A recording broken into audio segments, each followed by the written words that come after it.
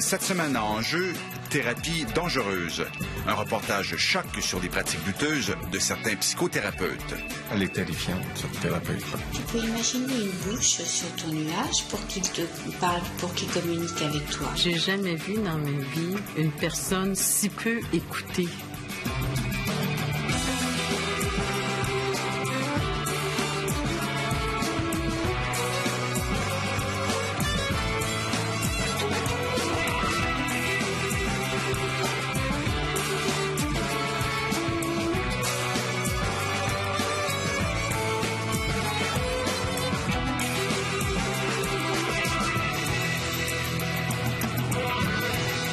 Bonsoir, ici Alain Gravel. Bienvenue en Jeu. Si vous n'avez jamais suivi de thérapie, vous connaissez sans doute des gens dans votre entourage qui l'ont fait. Consulter un psy aujourd'hui pour des raisons personnelles ou de santé mentale n'est plus aussi tabou qu'autrefois. D'ailleurs, le nombre de thérapies qui existent est renversant. Il y en a plus de 200. Et le nombre de psychothérapeutes qu'on retrouve au Québec dépasse les 6 000, excluant les psychologues et les psychiatres. Dans son enquête, Enjeu a découvert que n'importe qui au Québec peut porter le titre de psychothérapeute et que leurs pratiques sont parfois douteuses. Mes collègues Claire Frémont et Jean-Pierre Roy sont allés jusqu'à enregistrer des séances de thérapie. Ce qu'on y entend donne froid dans le dos. Alors, avant de mettre vos problèmes dans les mains de n'importe quel psychothérapeute, regardez bien ce reportage.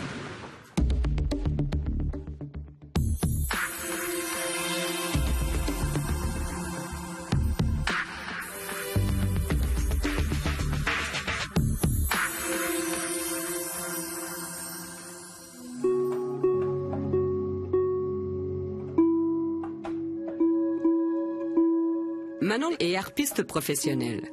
Il y a 7 ans, Manon souffre d'insomnie chronique et est prête à tout pour bien dormir et ne plus prendre de somnifères.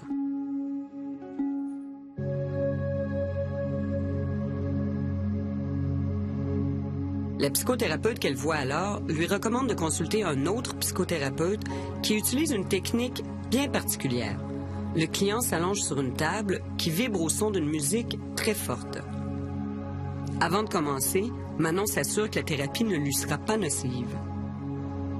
J'avais vraiment beaucoup de questions. Je lui avais dit, j'ai un passé assez lourd de thérapie, d'hospitalisation quand j'étais jeune. J'ai eu toutes sortes de diagnostics. J'ai presque essayé de lui faire peur. Est-ce que tu penses que dans le fond, tu es capable de m'aider? Puis lui, sa réponse, c'était toujours, on a des cas pires que le tien, sans même trop savoir d'où je venais, là, parce que là, on s'était pas parlé longtemps, il me connaissait pas beaucoup. Et puis, j'ai évidemment posé des questions de base, quelle formation qu'il avait, donc il m'a répondu. Mais qu'est-ce qu'il vous a dit? La formation qu'il avait, il m'a dit, j'ai une formation de psychosynthèse et puis en polarité. Il vous a offert des garanties que ça marcherait? Bien, verbal, oui, c'est sûr.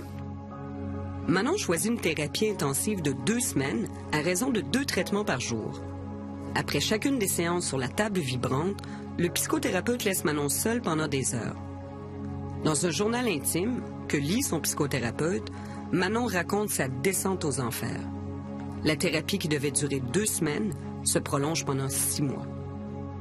Physiquement, j'avais soit des douleurs ou des sensations, puis de la terreur, mais comme si ça avait été dans un état peut-être de régression, finalement. On est dans un état complètement vulnérable et d'impuissance aussi. Puis lui, ce qu'il m'avait dit au début, c'était que c'était normal qu'au début, on s'enfonce, parce que, là, ça réveille des vieilles souffrances et que là, ces souffrances-là étant, extériorisées d'une quelconque façon, après ça, qu'on remonte la pente. Vous aviez touché le fond, là, à ce moment-là? Oui, mais c'est sûr. Puis je me disais, je peux pas aller plus bas, mais j'avais tout le temps l'impression que ça descendait de plus en plus, quand même. Le psychothérapeute sait que Manon va de plus en plus mal, mais rompt la thérapie du jour au lendemain en lui annonçant qu'il ne peut plus rien pour elle. Une coupure si radicale que Manon sombre dans une profonde détresse. Si mes filles n'avaient pas été là, je suis pas mal sûre que je serais passée aux actes puis je me serais suicidée, ça c'est sûr. Cela a pris des années pour que Manon, avec l'aide d'une psychologue, se remette des effets désastreux de sa thérapie. Manon aurait voulu dénoncer son psychothérapeute et l'empêcher d'exercer, mais c'était impossible, car il n'était lié à aucun ordre professionnel. Au Québec, aucun organisme de surveillance ne contrôle le travail des psychothérapeutes, ni ne prend les plaintes envers ceux qui œuvrent sans le couvert d'un ordre professionnel.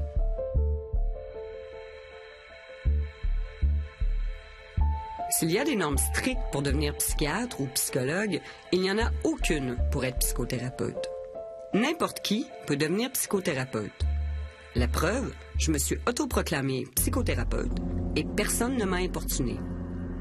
J'ai fait imprimer des cartes d'affaires, j'ai passé une annonce dans un journal connu et j'ai même loué un bureau. Et ça, c'est tout à fait légal. Rien de plus simple. Bonjour, entrez.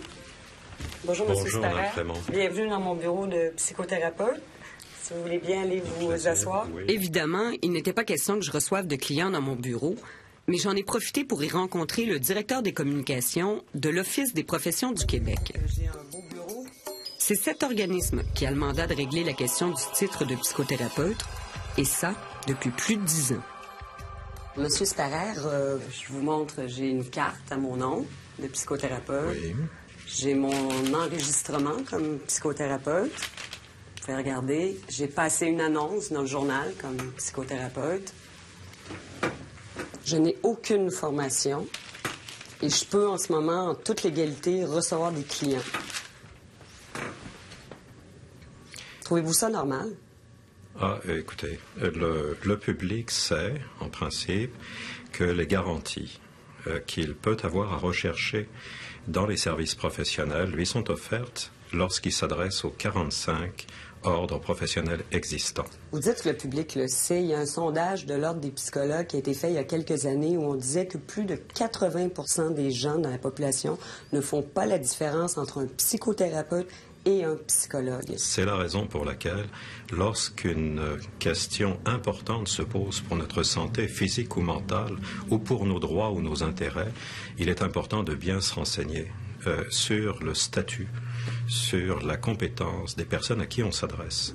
Il n'y a pas vraiment de vide juridique. Comme tous les citoyens, les gens qui s'annoncent comme psychothérapeutes engagent leurs responsabilités lorsqu'ils agissent auprès des gens. Si je m'annonce comme urbaniste, je vais avoir une poursuite.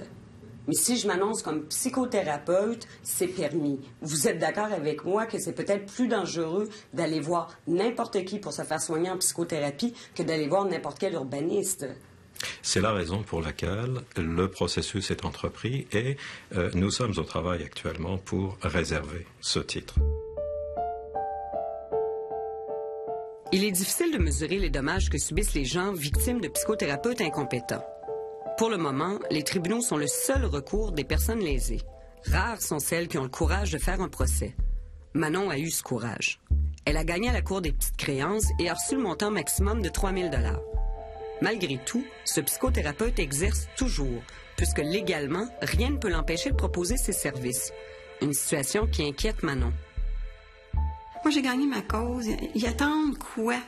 Ils attendent que quelqu'un, justement, se suicide, puis que là, vraiment, on nomme cette personne-là, qu'on dise, c'est suite à une séance avec le thérapeute, que la personne s'est suicidée. Ils attendent quoi, finalement, pour faire quelque chose, là? Est-ce que ça vous arrive de penser ce qui serait arrivé si vous ne l'aviez pas vu, s'il n'avait pas été sur votre chemin? Est-ce que votre vie aurait été différente de ce qu'elle a été depuis quelques années? Très souvent, je pense. Je me dis, toutes ces années-là sont parties en fumée. Puis là, j'en ai d'autres qui s'en viennent. Puis je me sens même pas aussi bien que... Même au bout de 7 ans que j'ai pu l'être avant la thérapie. Donc, c'est sûr que c'est un grand vide de ne pas être sûr que d'ici à la fin de mes jours, parce que dans le fond, je ne vais jamais en revenir. Je ne sais même pas, dans le fond. Après la pause, début de notre enquête chez les psychothérapeutes. À tout à l'heure.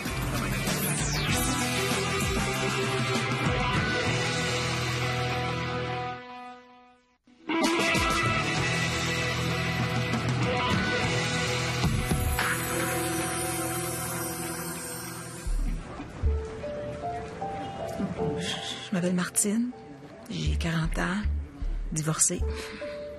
J'ai 2 enfants. Ça fait 6 mois que je suis divorcée. Au début de la séparation, ça allait bien. Je me sentais bien.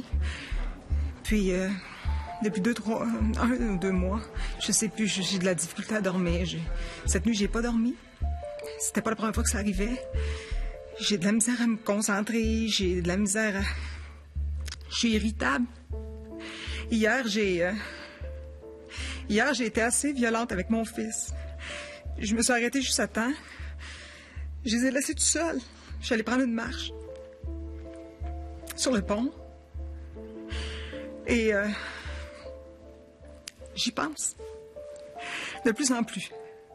Merci, Caroline. Voulez-vous vous joindre à nous? Oui. Caroline est comédienne.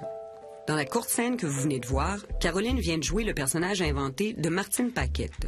Notre Martine est le cœur de l'enquête que nous mènerons. Avec cette enquête, nous voulons mesurer le niveau de compétence de 5 psychothérapeutes choisis totalement au hasard. Leur identité demeurera secrète. Ce que nous voulons vérifier est simple, mais primordial.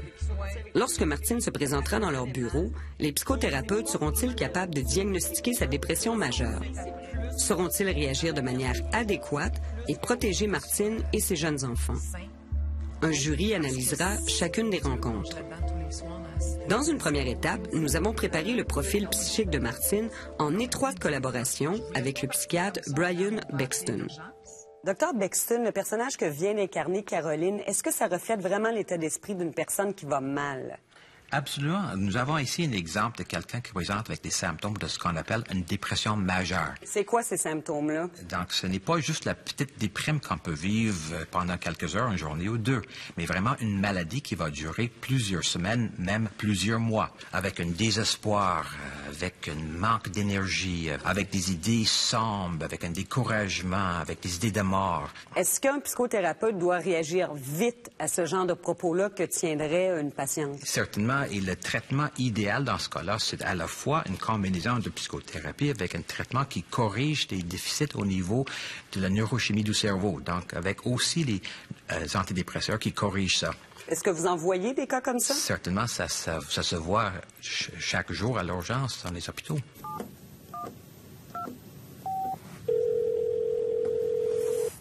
Oui, bonjour. Oui, bonjour. J'aimerais prendre un rendez-vous, s'il vous plaît. Nous voilà à la deuxième étape de notre enquête, la prise de rendez-vous. Caroline prévoit une rencontre avec 5 psychothérapeutes qui œuvrent dans la grande région de Montréal. Ils s'annoncent dans les journaux, sur l'Internet ou affichent leurs dépliants ou cartes d'affaires dans les lieux publics. Aucun de ces psychothérapeutes n'est associé à un ordre professionnel. Bonjour, mon nom est Martine Paquette. On pense qu'on va le mettre à la terre, dans le dos. Dernière étape avant le début de l'enquête, l'installation de l'appareillage électronique. Pour capter clandestinement le son des conversations avec les psychothérapeutes, notre comédienne portera sur elle un microphone sans fil, relié à un enregistreur mini-disque caché dans son sac à main. Et voilà, notre comédienne est prête à aller rencontrer le premier psychothérapeute.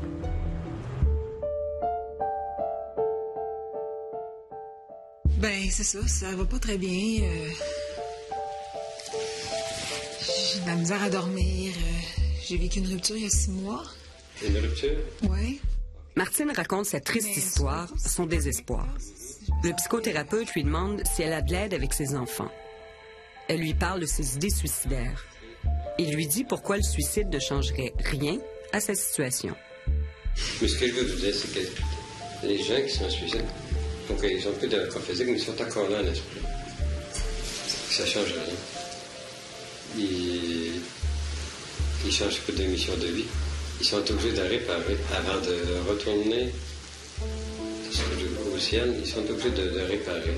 Martine raconte qu'elle a été très violente avec ses enfants. Le psychothérapeute lui répond que cela est dû à une colère qui l'habite. Une colère qui peut être alimentée par des esprits méchants. Je veux dire qu'il y a des intérieurs dans l'invisible. Dans l'invisible? Ben oui, ils portent un nom particulier, puis il y en a beaucoup à Montréal actuellement.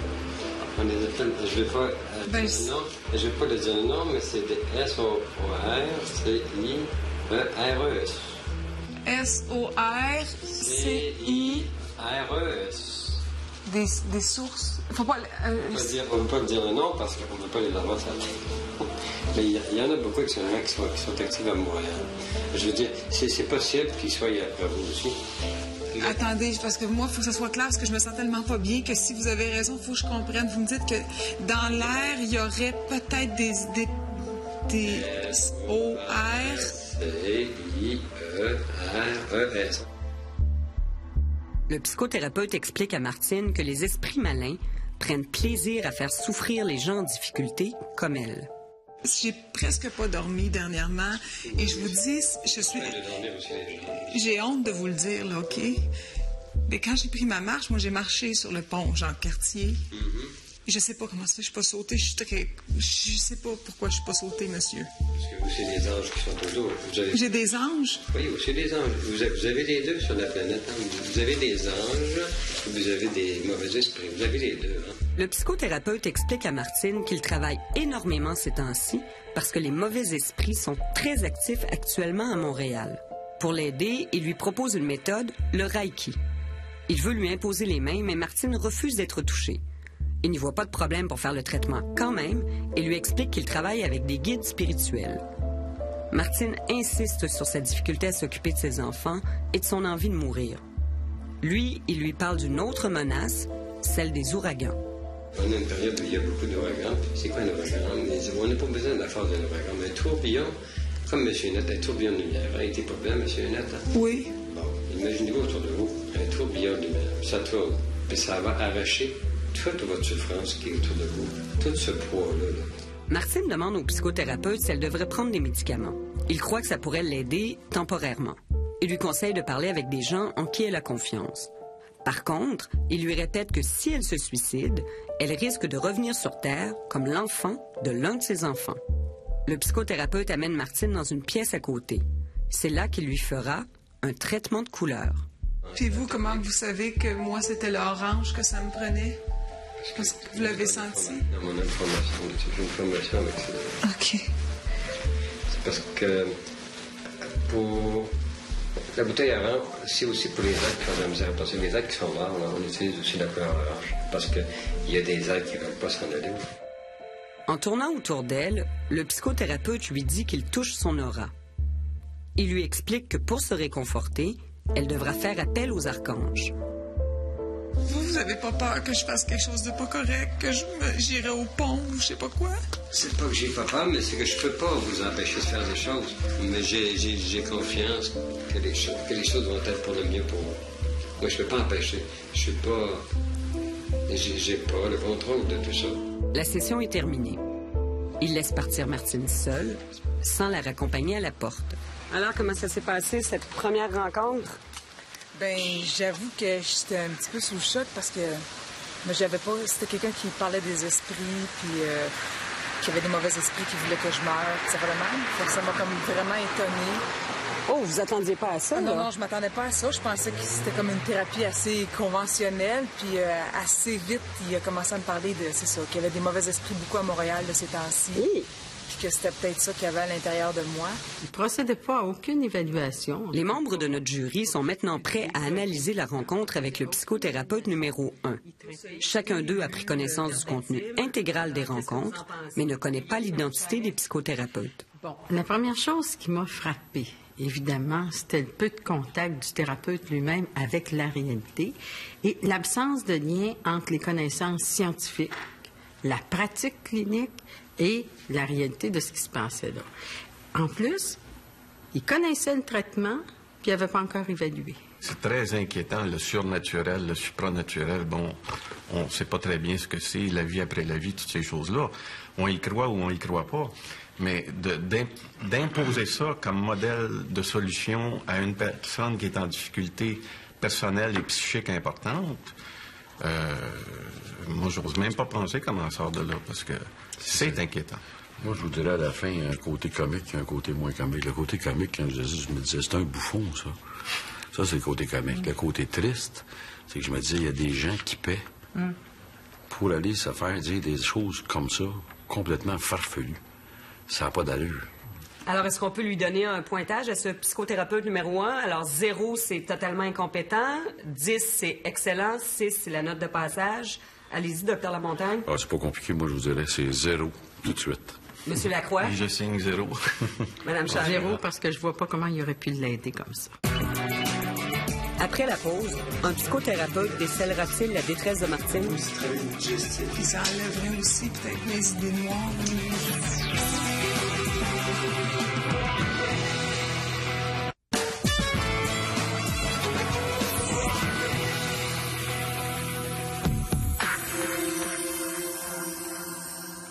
Ça fonctionne, l'œil ouvert? Oui, l'œil est beau. OK. Notre enquête se poursuit. Notre comédienne se prépare pour son rendez-vous avec le deuxième psychothérapeute. À tout à l'heure. Bye-bye.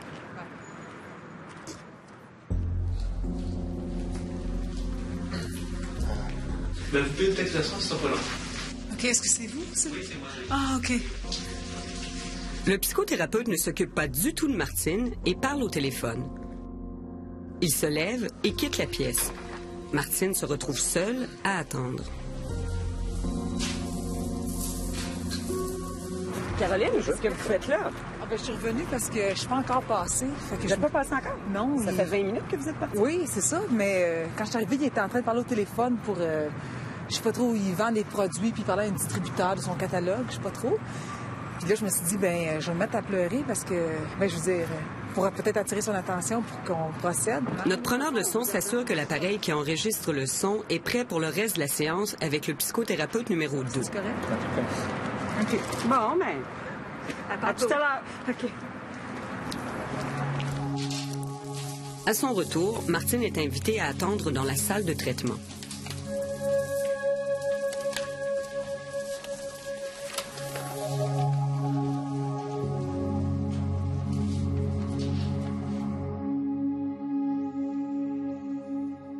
Martine raconte d'abord sa séparation et ses insomnies. Le psychothérapeute lui parle de produits à consommer qui pourraient sûrement l'aider, un mélange de plantes chinoises. Ça va relaxer le calme, ça va ouvrir l'appétit aussi. Donc, ça permet aussi de travailler vos digestifs. Ça travaille sur le cycle menstruel aussi. Ça travaille sur le sang également, ce produit-là. Puis ça enlèverait aussi peut-être mes idées noires. C'est ça qui est intéressant, c'est que ce produit-là, justement, va créer un calme. Puis ça peut enlever aussi les pulsions violentes que j'ai, parce que mes fils de ces temps-ci. Mais ça, c'est le foie. On va regarder ça tantôt. Le foie? C'est sûr que le cœur, le fait que le cœur soit dans un état on ne dort pas, on devient plus vulnérable à toutes sortes de choses. Pendant de longues minutes encore, le psychothérapeute présente à Martine les bienfaits de ses plantes. Elle lui demande s'il est en dépression. Il lui dit qu'il est clair qu'elle n'est pas dans un état normal. Pour l'aider, le psychothérapeute lui propose un traitement énergétique. Il lui demande de se coucher. Martine refuse d'être touchée. Il respecte son choix. Le psychothérapeute parle sans arrêt et Martine a de la difficulté à placer un mot.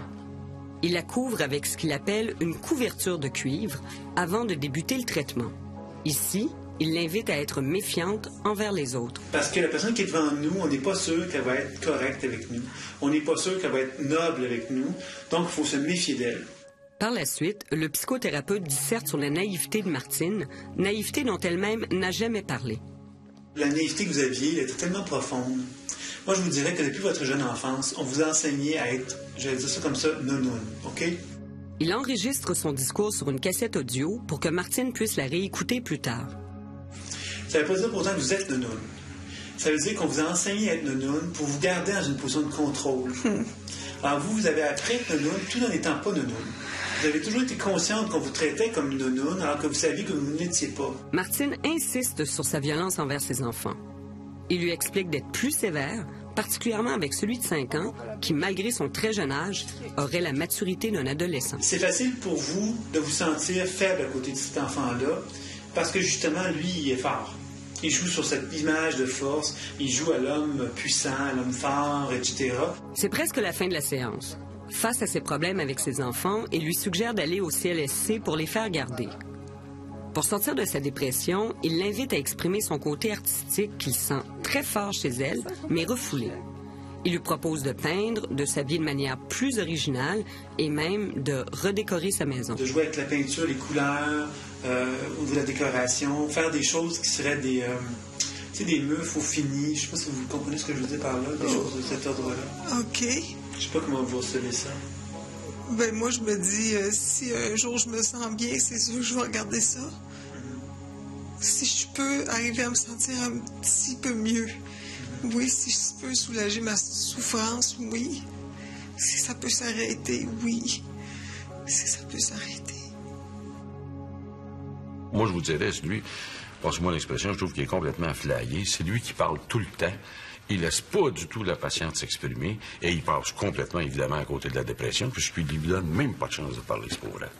Moi, j'ai été très, très frappée par le narcissisme du thérapeute, sa grande capacité à affirmer des choses gratuitement, avoir aucun doute par rapport à sa théorie, par rapport à son modèle, et l'imposer. Pour moi, c'était de l'abus de pouvoir. Je reste très inquiet sur ce qui va arriver à Martine.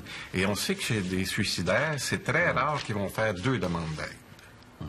S'ils se présentent une fois, les chances sont que s'il ne se produit pas quelque chose de majeur là, c'est loin d'être évident qu'ils vont aller faire une deuxième demande d'aide, même si on leur dit « Allez voir monsieur Intel ». Bonne chance. OK. À tout à l'heure. Deuxième journée de notre enquête. Notre comédienne est prête à aller rencontrer pour la première fois une femme psychothérapeute. Ce qui t'amène, tu m'as dit que tu dormais. Ouais, c'est ça. Ben, mettons... Tu fais de l'anxiété? Oui.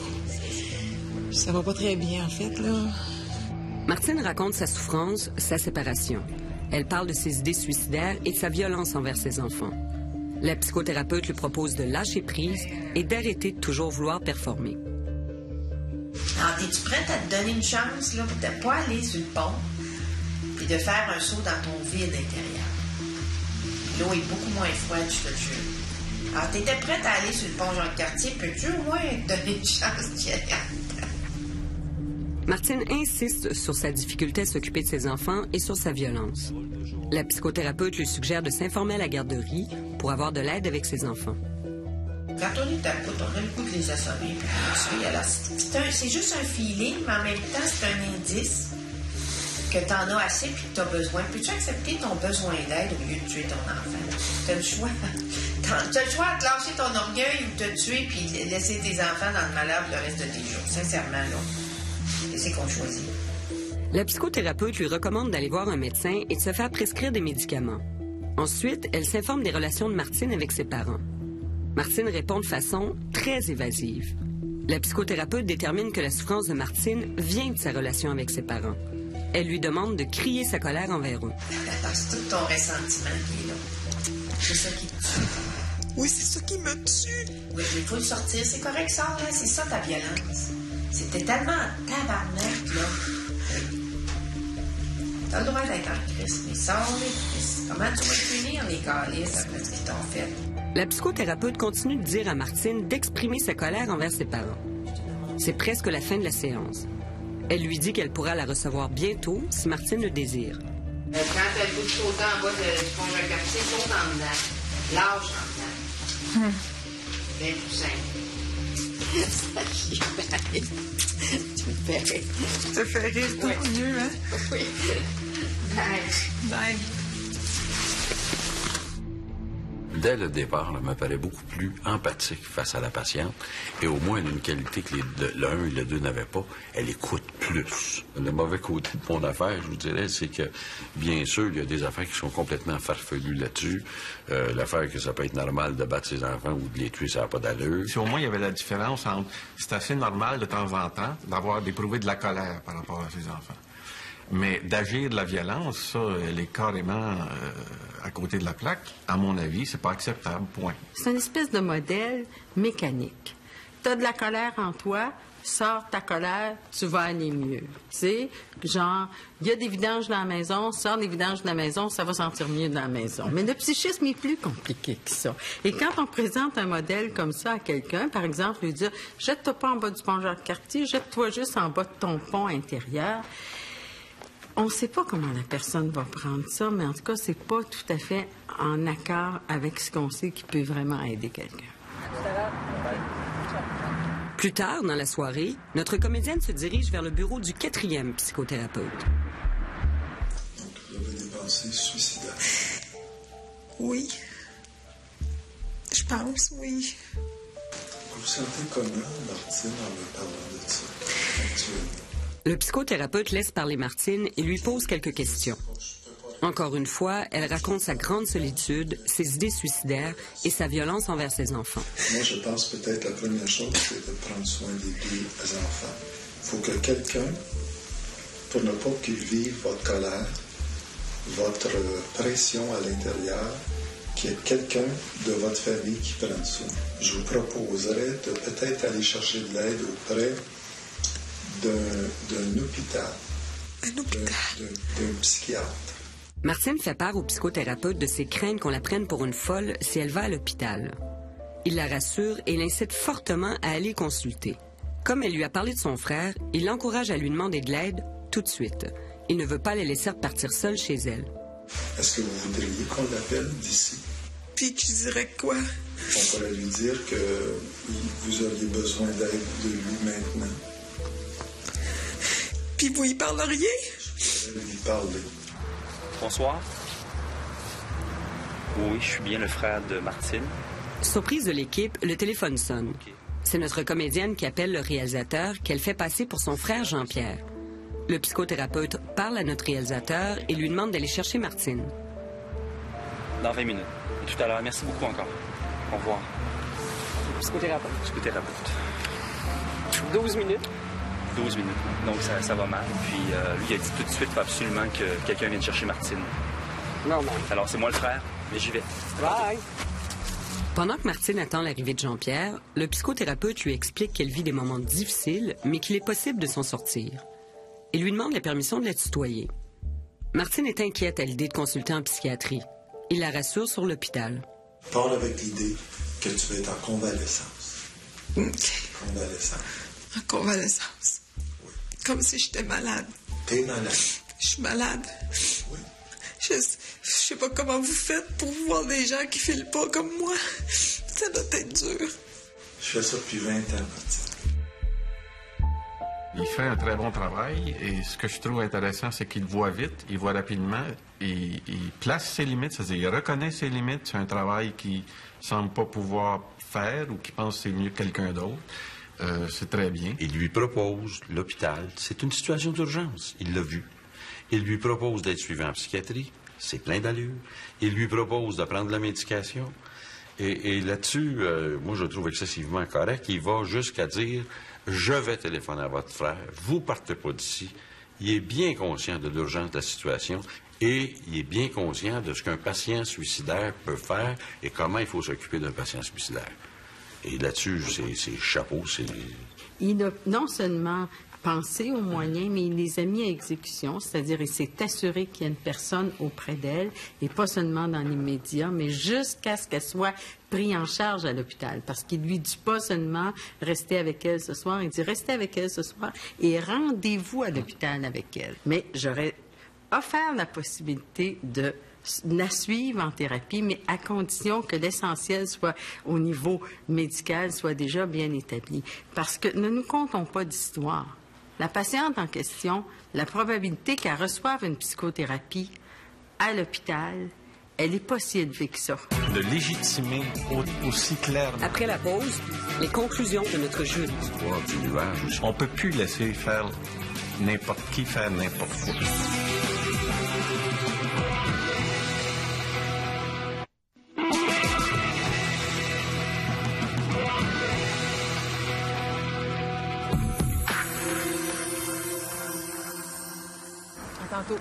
Dernier sprint de notre enquête. Notre comédienne se dirige vers le bureau de la 5e psychothérapeute.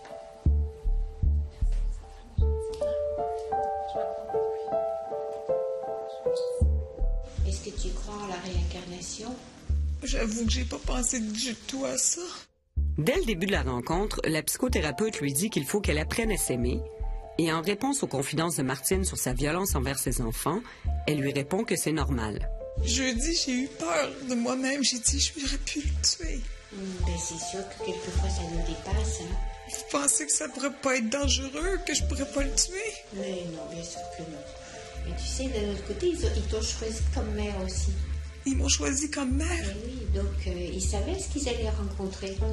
Hein? Ils savaient ce qu'ils allaient trouver là. Ils ont besoin de vivre ça pour vivre leurs expériences aussi, eux, puis pour grandir là-dedans aussi.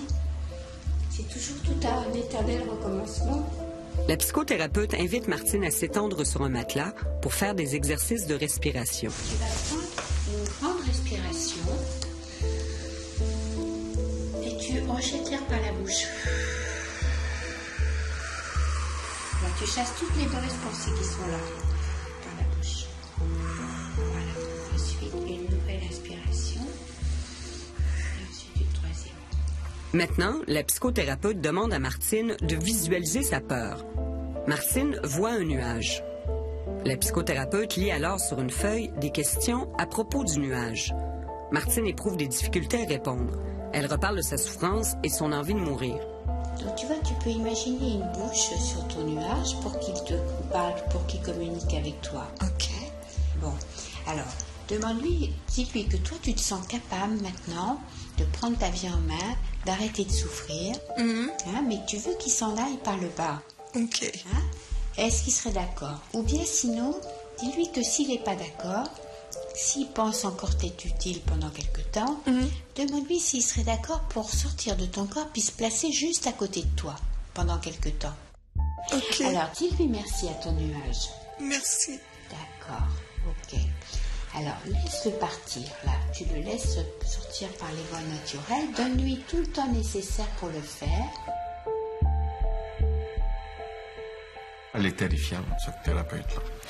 C'est-à-dire que dans son discours, de dire à cette dame que si ses enfants sont battus, c'est parce que ses enfants ont choisi cette mère-là pour solutionner une problématique qui leur appartient, là, on est dans un autre monde. De légitimer aussi clairement la violence et de diluer toute la question du suicide aussi aisément, je me dis, ben non, ça va pas, ça.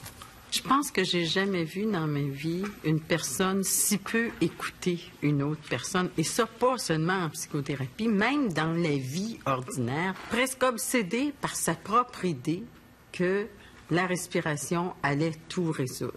Et là, on parle de quelqu'un ici qui présente un risque élevé de suicide, puis on y offre 3 respirations de suite comme traitement. Entre les deux, on n'a pas procédé à aucune évaluation. Et l'autre lui dit... Je pense être violente, je pense à mourir. Puis elle revient avec ses 3 respirations. Ça, c'était vraiment ce qu'il y avait de plus inquiétant. Et évidemment, l'histoire du nuage aussi, j'étais beaucoup impressionné par le nuage gris qui devient le nuage blanc et qui devient la lumière divine en bout de ligne. J'aimerais ça rêver à des nuages blancs comme ça. Mais c'est dramatique.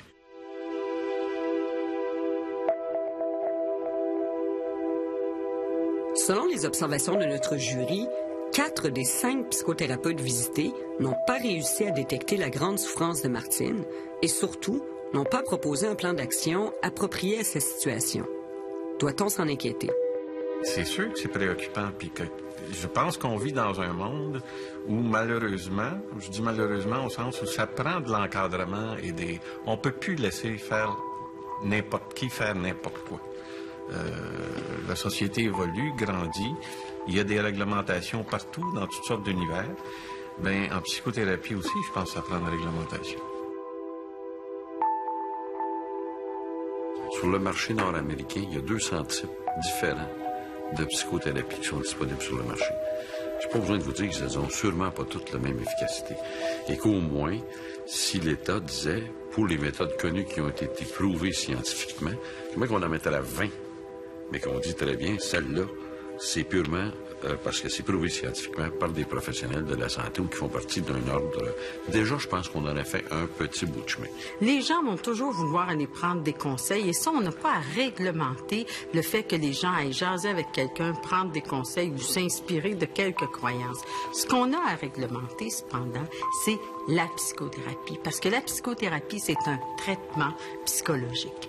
Et à partir du moment où on parle de traitement, on parle de personnes qui sont vulnérables. Et là, il va falloir qu'un psychothérapeute, ce soit quelqu'un qui a des compétences pour faire de la psychothérapie. Le marché de la psychothérapie est en pleine expansion. On estime entre 6 et 10 000 le nombre de psychothérapeutes qui travaillent actuellement au Québec. Certains sont liés à des ordres professionnels, comme celui des travailleurs sociaux.